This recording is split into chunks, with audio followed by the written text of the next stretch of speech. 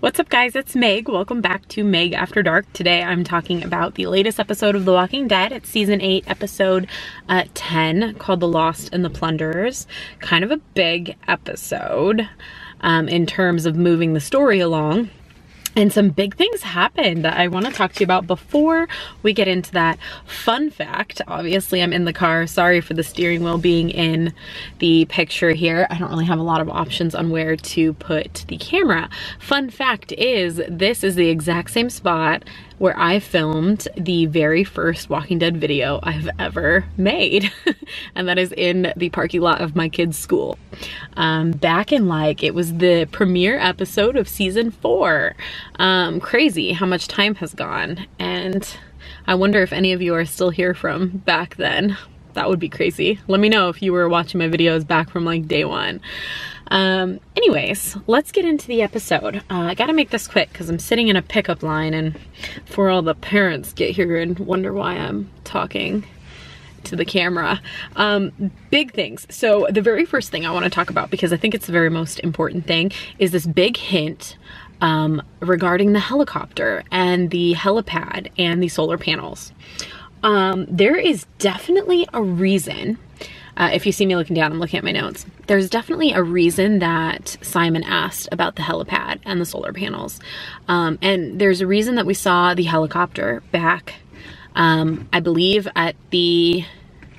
Did we see the helicopter in the first part of season 8? I believe so. Or the end of season 7. I feel like it's the first part of season 8. I can't remember what episode it was. I'm sorry. I'm not that obsessed where I want remember every detail from every episode. But there's definitely a connection here. If you remember that scene where Rick is walking towards, he's headed towards the garbage people. A helicopter flies above his head and he looks up at it almost as if are my eyes really seeing what my eyes are seeing right now? And we don't hear anything else of it. He doesn't tell anyone, I don't think. We just don't hear anything about it. He goes to the garbage people, yada yada. Flash forward to this visit where Simon visits the garbage people and Jadis, and he asks about a helipad and a solar panels there. Now we've seen the helipad before. I haven't seen the solar panels. What we have seen when we first saw the garbage people in the garbage dump area is that it is huge, so widespread. Now I'm wondering if, I really feel like I feel like this whole garbage area dump they're potentially hiding some sort of underground bunker, either a military type bunker or a survivalist, super hardcore survivalist bunker, that's hidden beneath the trash. I don't know necessarily that, I don't think that it would be Jadis who created the bunker. Although she certainly could have. She very much surprised me when she started speaking completely normal once all her people died. But there's something there, something more to it. I definitely think that it's not a coincidence they talked about it in this episode. We're gonna see more about it. In fact, it might be the big key defining factor in Rick potentially winning the war, or something. Something big is gonna come from this. Now, Jadis had a lot of people. I think I saw somebody mention that she had something around slightly under 100 people, 94, 95 something. Somebody said that. You'd have to check because I'm not sure. But there were quite a few in that episode if you saw. So many. She had so much Walker hamburger for days. Just awful scene. But there were a lot of people, so it's very plausible that there was a helicopter pilot amongst them. Somebody was obviously very recently flying the helicopter, so it would make sense that maybe they were taking advantage of this. Perhaps it was a bunker from someone else at the beginning of the apocalypse and that person died and Jadis happened to come upon this place again. But she did mention that she had started coming there for a long time before the apocalypse even happened. I don't remember what exactly she said, but it was something like she'd been coming there for art supplies for a long time. So she definitely knew about this place. I'm curious if she also met somebody perhaps living amongst the dump there, or discovered that it was something more and that's why she chose to bring her people there to live there. Okay, I've said enough about that. Please feel free to write your theories on the garbage people and the dump and the helipad and the helicopter and everything in the comments here. I would love to hear more about that. Moving right along, Simon goes rogue, totally defies Negan and Negan's wishes, and he kills everyone except Jadis. Now, I thought for sure he was gonna kill Jadis too, but he leaves her alive, basically left alone to ponder her choices, her life choices, and how she got to be where she is. I really think that Negan is probably gonna kill Simon when he finds out, because that kind of disloyalty and defiance against Negan, like, he just can't handle that kind of shit. Simon will either be severely punished or killed if and when Negan finds out. I have a feeling something will happen, like Rick will say, like, you killed them all, like, this is what you do with people that work with you, you kill them all, or something. Like, I have a feeling he'll say something to Negan, or somebody will say something and Negan will be like, what? The garbage people are dead, kind of thing, you know? I don't know, something like that. And he'll learn of Simon's betrayal that way. Simon had a lot of men there that are also now holding that secret with them as well. So it wouldn't surprise me if one of them gave in and told Negan too. But that's a lot of people being disloyal to Negan. So that's bound to come around and bite them. Or bite Negan, I don't know. It's bad when your people start turning against you. And back to Jadis real fast, I just wanted to say that, like, despite everything that she has done, like, she's made a lot of terrible choices. She's flip-flopped back and forth. She's played both teams. She got a lot of people at Alexandria killed the first time she betrayed Rick. Like, I don't, like, she makes me mad, and obviously I feel like she deserves what she gets in that respect. But I can also kind of put myself in her shoes and imagine, like, the horror and the devastation of seeing all of your people and people that you have been close to since this whole thing started just be murdered, and then having to put all of them down too. It's just, it was so sad to see her at that point of devastation, begging for Rick to help her get out of that. I don't blame Rick for saying no, although it's definitely not what Carl would want. I do have to say that, like, she brought all of this on herself, and one of the biggest things I found, I always thought she had something else up her sleeve. So when Simon walks in and he's able to just walk through the front door, comes in, and she's just sitting there painting with everyone. Now, they have their guns on them, but why didn't they know that Simon was coming? I thought they were smarter than that. I thought they were smart enough to have scouts out, you know, in last season, and from the point that we first met the garbage people, I always thought they were pretty smart. That they would, you know, spy on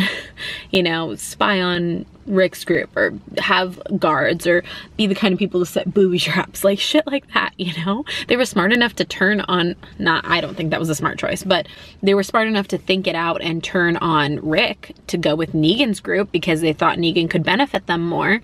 I'm just saying, like, they seem like people that would be smart enough to have a fucking lookout and traps or whatever. The garbage place seemed like a place that could potentially be really secure. They have the freight cars, whatever those things are, you know what I'm talking about, that they use as like tunnels underneath the trash and stuff. Like, you would think that they would be able to defend that, having almost 100 people in their group. And the fact that they just let the enemy walk right through the front door, with no guard, no warning, and they're just sitting there relaxing, painting, hanging out, and then she just hands over the weapons, when all of that could have been prevented. Like, hi, have somebody up top be a lookout, take watches to make sure that you know who's sneaking up on you. I mean, Simon didn't even have to sneak up. He just walked in the front door and she let him in. She didn't even try and stop him.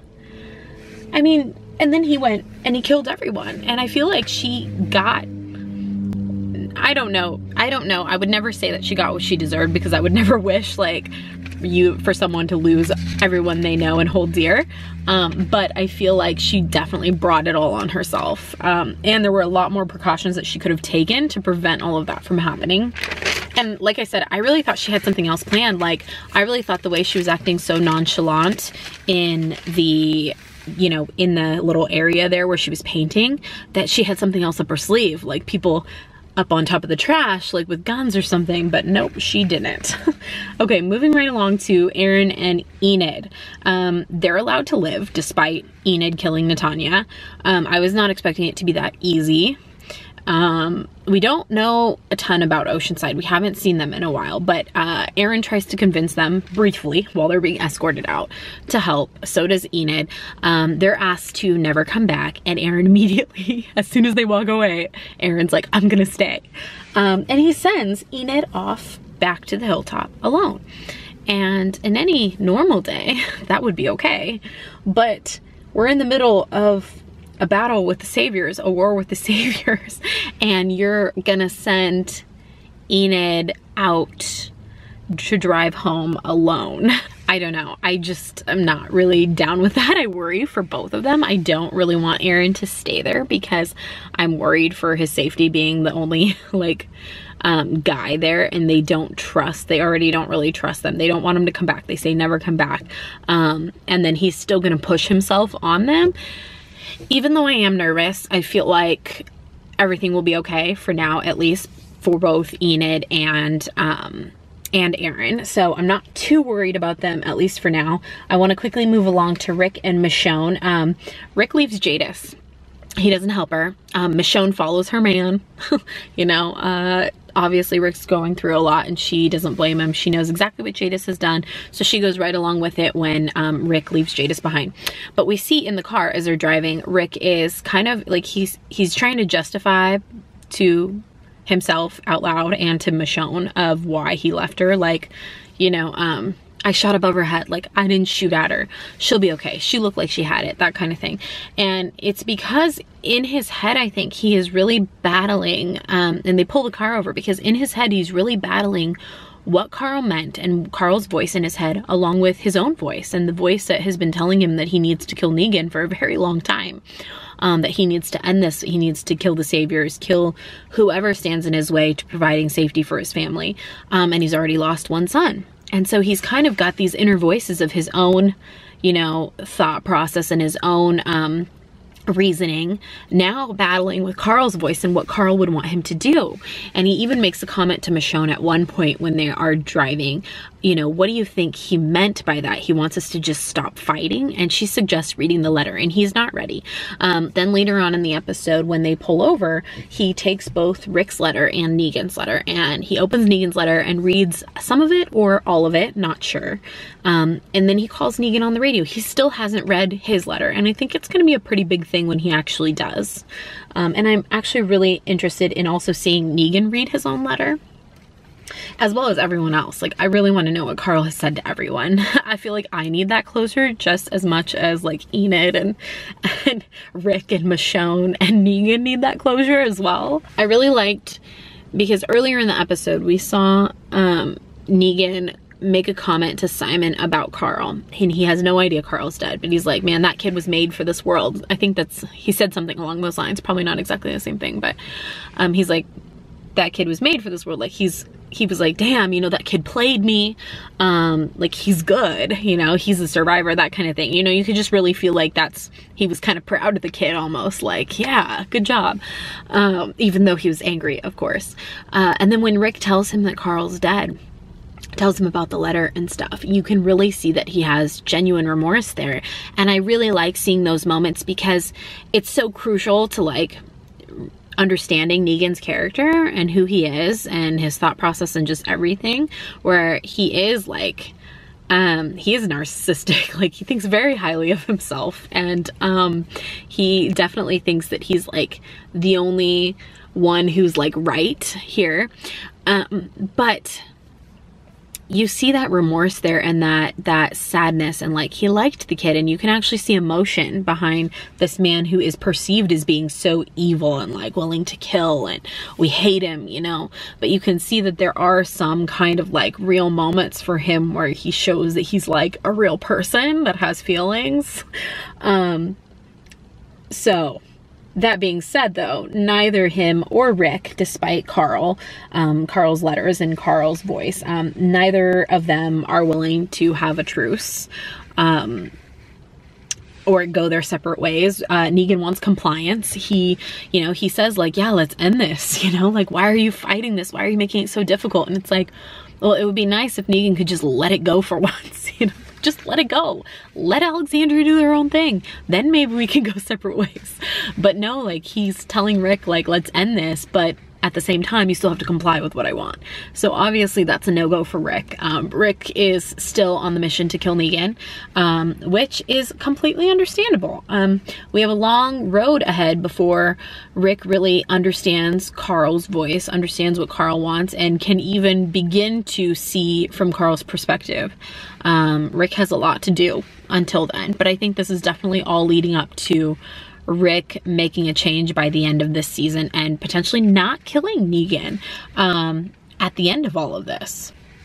I mean, he's so determined to right now. I really feel like that's what it's leading up to, is to him not, he's not going to do it then. Anyways, I really enjoyed this episode a lot. I didn't understand really the reasoning for all of the titles of the people's names. At first I thought they were people who receive letters from Carl. That being said, I know Simon is not going to get a letter from Carl.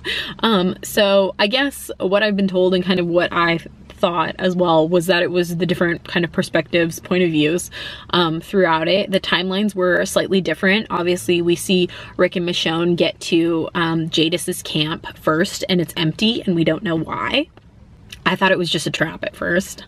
Didn't realize that they were all dead. Then later we see Simon go to Jadis's camp, and we realize that Simon's timeline is earlier than Rick and Michonne's. So I'm assuming that that's kind of why they were doing it. It felt like it was more significant in this episode to have titles like that, like Michonne.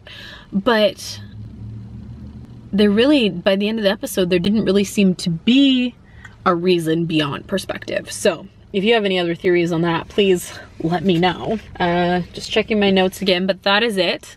If I missed something, remind me, because I am always missing things. Again, I would love to hear your theories on the helicopter pad and everything. So leave me comments down below. Let me know what your favorite part of this episode was. What was your least favorite part of the episode? How did you feel about Simon going rogue and killing everyone? That's it for my review. I hope you guys have a fantastic day, and I will see you next Sunday with my reaction video. Bye, you guys.